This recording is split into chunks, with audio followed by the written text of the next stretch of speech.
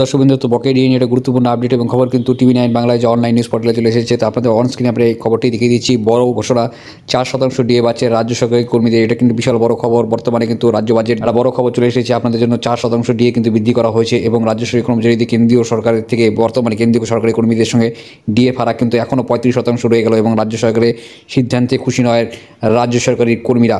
তো breaking news, 4% DA বৃদ্ধি হলো এবং রাজ্য সরকারি কর্মীদের জন্য বড় ঘোষণা এবং রাজ্য বাজার থেকে এটা কিন্তু বড় খবর চলে এসেছে। 4% বর্তমানে বৃদ্ধি হচ্ছে এবং আগামী এপ্রিল মাস থেকে সেই ডিএটি কার্যকর হবে এবং আগে 14% পেতেন এবং 14% থেকে এখন বর্তমানে আরও 4% যোগ হয়ে আপনাদের টোটাল 18% কিন্তু আপনাদের ডিএ কিন্তু এখানে অ্যাড করে দেওয়া হলো। মানে টোটাল রাজ্য সরকারি কর্মচারীরা এখন 18% কিন্তু ডিএ বর্তমানে পাবেন। যেটা ছিল সেটা হলো লক্ষ্মী ভাণ্ডার নিয়ে যে টাকা বৃদ্ধির ব্যাপারটা ছিল, প্রকল্পের টাকা বৃদ্ধি, সে টাকা কিন্তু বাড়লো না এবং রাজ্য বাজার থেকে স্পষ্ট জানিয়ে দেওয়া হলো যে লক্ষ্মী ভাণ্ডারের প্রকল্পের টাকা কোনো বাড়ছে না এবং জল্পনাকে উড়িয়ে দিল মমতা সরকার।